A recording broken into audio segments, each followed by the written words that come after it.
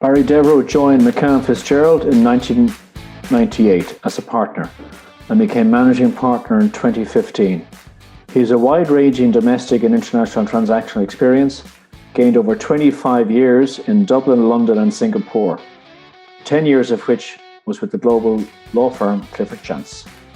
His particular expertise in privatisations, M&A and corporate finance transactions.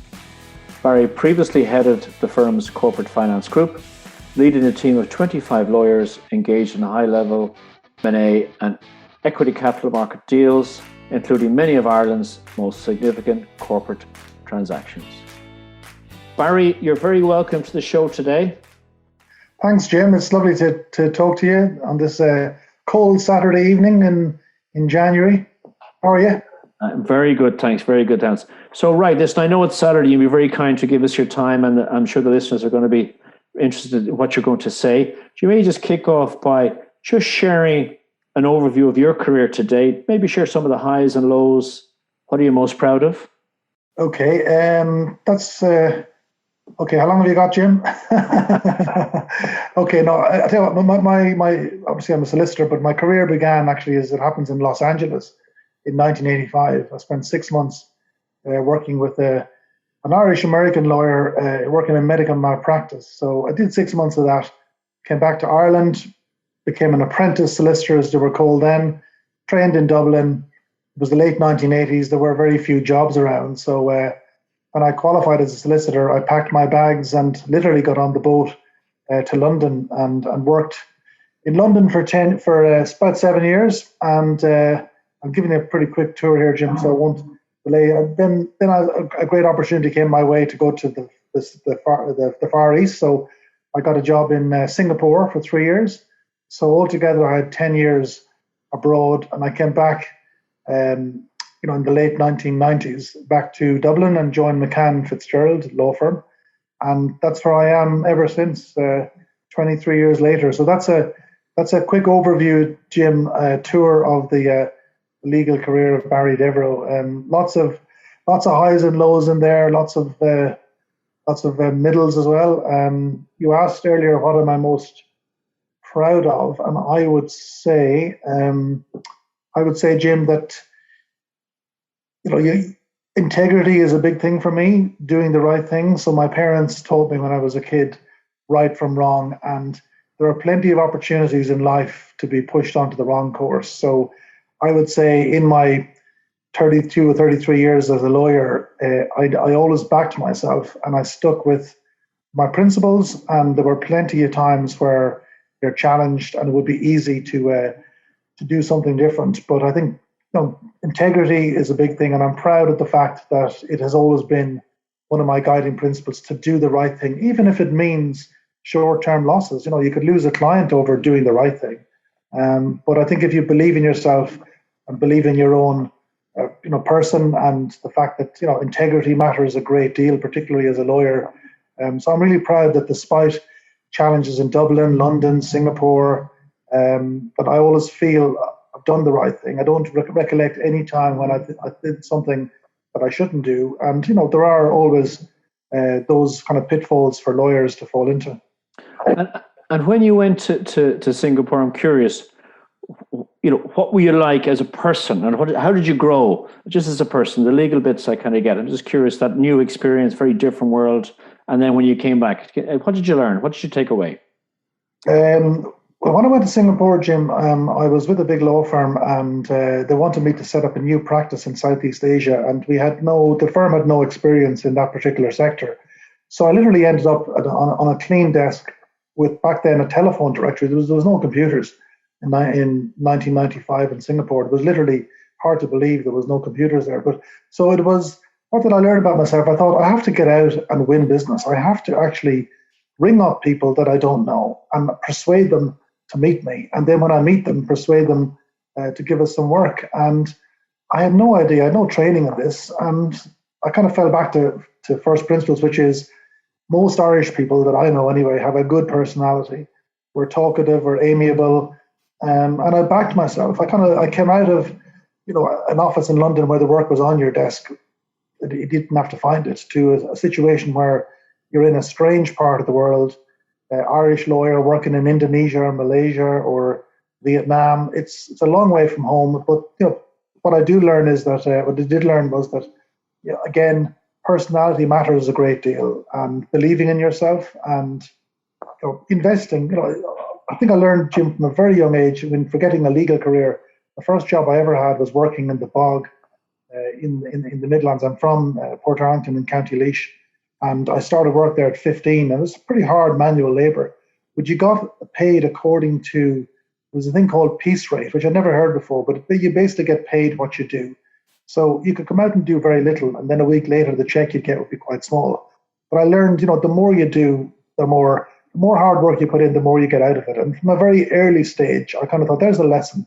Work hard and you will get, you have every chance of getting what you want. But if you take shortcuts and don't put the effort in, it isn't going to work out. So I think that was a valuable lesson for me early on. What you put in, you get out.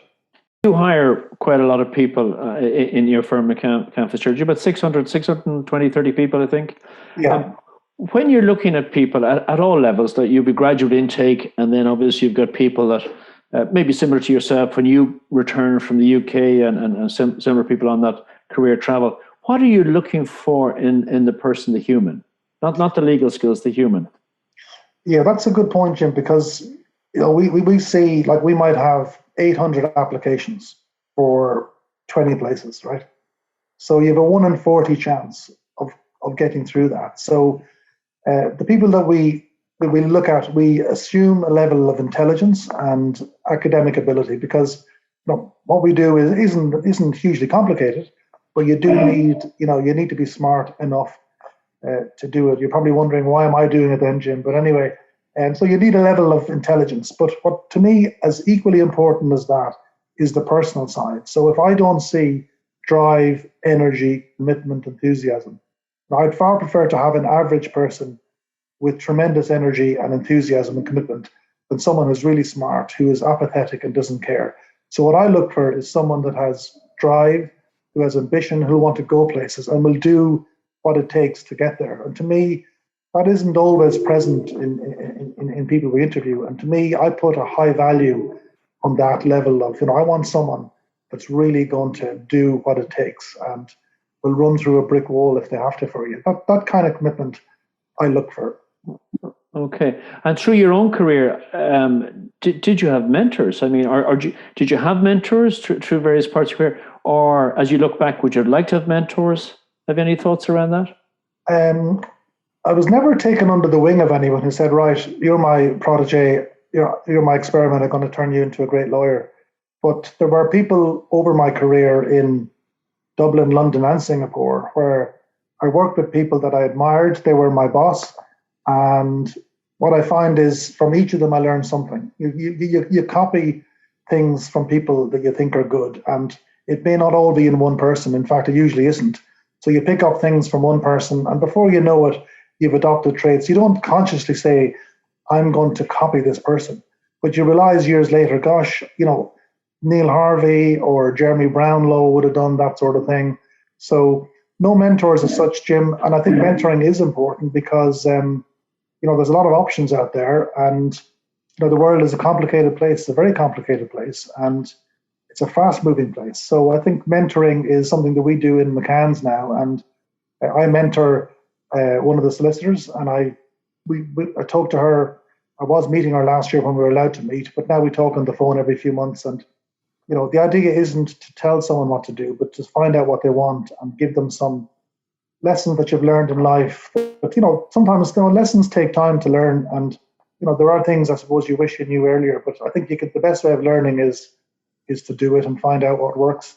So the mentoring is important, and I would encourage the younger listeners on this call. And I know, Jim, you were saying yesterday that your audience, there's a lot of young people on this, but like, you can learn from people, and don't be afraid to ask someone to take an interest, because you get to a certain stage in your career, and I'm probably at it now, where giving back is more important than accepting stuff and learning. There is a desire there to teach people and to see people grow up. So there's plenty of willing mentors once you're willing to be mentored. That's interesting. And if you look back as a young lawyer, a young post-qualified lawyer on your travels, you didn't have email. And email is a really positive thing, but also it keeps people are accessible the whole time. So how would you compare and contrast? Were you able to switch off as a younger lawyer that you couldn't work because there was no communication or there was a fax coming in or went by post compared to young lawyers now? Well, I'd say that you're right. There was no email, so when you left the office, you were cut off from office communication. Apart from, and even you didn't even have a mobile phone, so unless they had your home number. But the truth was, Jim, particularly as a young lawyer in a big international law firm, you didn't much leave the office. Like you were there a lot of the time, and you left when it was all done. So many late nights. Whereas now you can leave the office and you can plug in on your laptop and your mobile phone.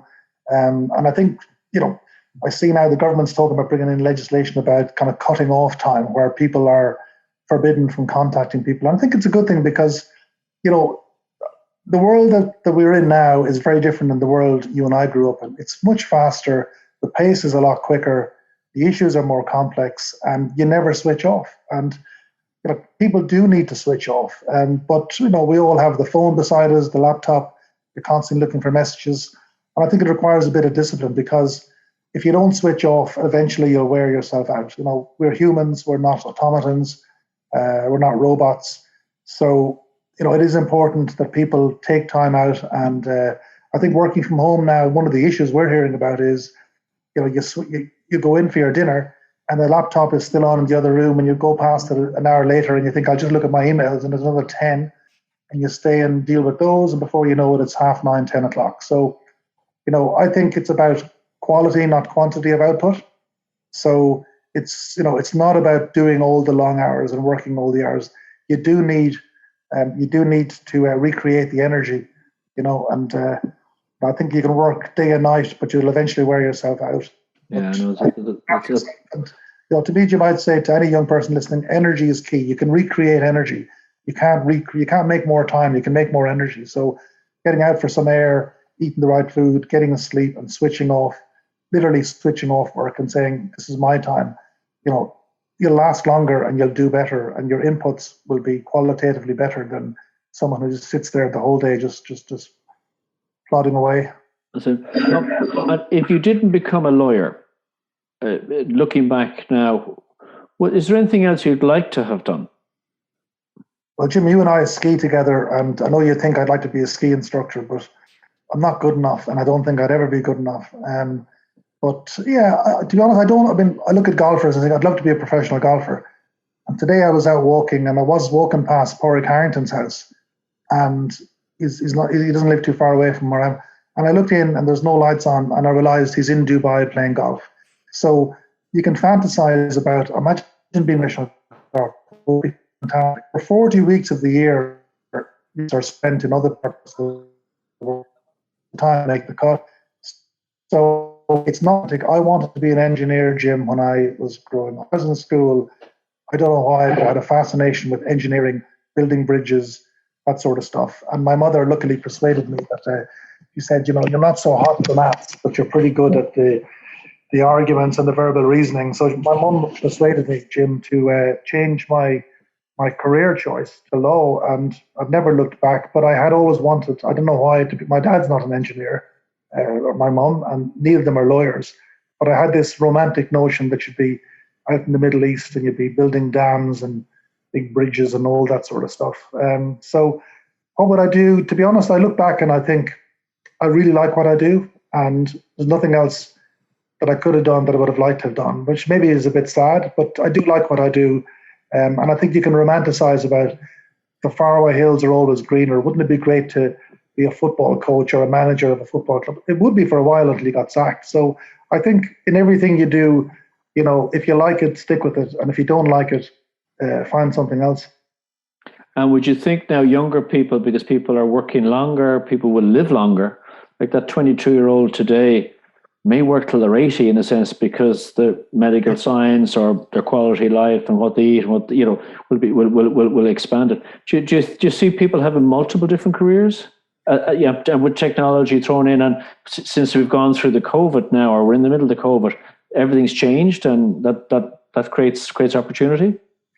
Yeah, I think, Jim, my advice, and I think you mentioned this to me earlier before we started the call, what advice would I give to someone? I'd say be patient, because you can get very impatient as a youngster. You do your leaving cert, you go to college very young in Ireland, 18. I was 17 when I started, but typically 18 or 19. And you're out of college in your 20s and you're raring to go. And you can imagine the career you want, and you kind of be impatient to get there. And what I would say is, life takes many turns, and fate will deal you different hands. And what you'll end up doing won't be what you think you're going to do at 22. It'll be very unlikely. So, like, I didn't think I was going to go to Singapore. I didn't think I was going to be managing McCann Fitzgerald. And you play the field in front of you, and life will throw up surprises, some good ones, some bad ones. So what I'd say to your younger listeners is be patient in what you want. Take your time. You don't have to, always compete to win, and try different things. And what I say to the younger solicitors in McCann Fitzgerald, Jim, is there's two sides to your development here. There's your legal skills. You have to continue to prosper and progress as a lawyer, to teach you more legal skills so you can do more things. But as important as that for us is the personal development, which is, are you growing as a person? Are you a better speaker?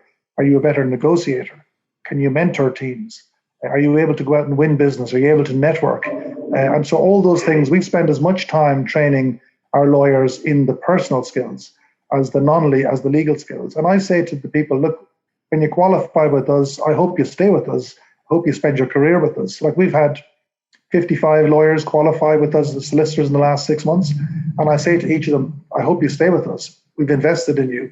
But I said, I do accept that you will leave here if you feel your career is plateauing. So if you don't feel you're progressing from 1 year to the next, that you've hit a level and you're not moving very fast, people will leave. It's a mobile world, and we accept that. So I'd say, Jim, you're right. We will work a lot later. Take time out, take opportunities. So if there is an opportunity, like my story about Singapore, and I just maybe digress a second, Jim. Like, I was in a bar at a golf club in Kent, the Royal St. George Golf Club, great golf course. The London office was playing the Paris office. We had a good few drinks in the bar. I was a young solicitor. One of the heavyweight partners came over, had a drink with me, and he said, did you ever think about working in Singapore? And I said, no, I don't know. I hardly know where it is. He says, they're looking for some young lawyers out there.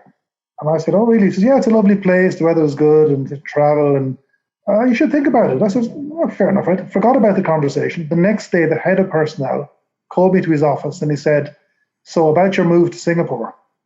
I said, what? Peter told me he spoke to you last night, and it's great that you've agreed.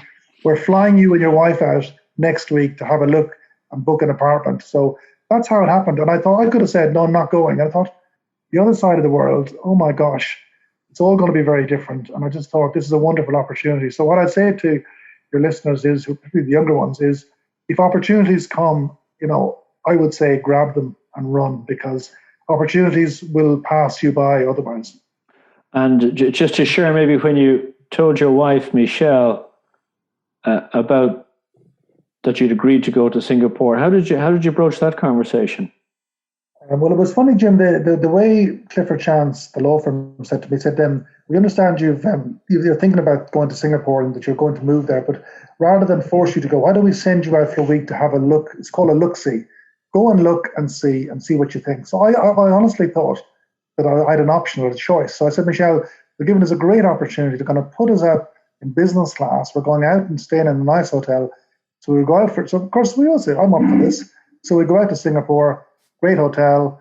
Every night they bring us out for dinners and parties. And I'm thinking, where do I sign? And Michelle, who had a career as an occupational therapist in London, knew that there would be no prospect of a career in Singapore. So it was a big deal for her to say, this is part of your career development. It isn't any good for mine, but I will sacrifice it for a few years. And it was 3 years. So for her, I think initially it was difficult because you're the other side of the world, a long way from here. She's a big family, seven children in her family, her parents. So it was tough. It was a big sacrifice. So I think initially it just happened, Jim, a bit gradually. We saw the place and thought, wow, this is a good place to spend a couple of years. So that's how it happened. And to be fair to Michelle, she said, yeah, I'll do this. And I'll give it a go. And I'm really grateful, because if the roles were reversed, would I do it? I don't know, Jim. I'd like to think I would, but I really appreciate what she did. Now, then we came back to Dublin and she resumed her career. So that's that story. So you put yourself in a position, and my next question was networking. So you kind of networked, not knowing you're networking, and ended up with a bit of luck in Singapore. Yeah, and I know, Jim, you and I have talked about networking and the value of it, and it is really important in, I think, all walks of life. And it's a term that's used loosely by people, but the people who are really good at it, and I don't count myself as really good at it. I think I'm pretty good. I had to learn in Singapore how to network because there was no business. I had to go and get it. So I think networking is, to me, the key is, if you're going to meet people, you have to bring something to the table. If I turn up at your door repeatedly saying, "Hiya, Jim, how's it going? Any business, anything you can help me with?" and I'm not giving you any information, soon you're not going to return my calls. You're going to think, there's no point meeting Barry. All he wants is work for me. He's not prepared to bring opportunities to me. So I think networking is a two-way street.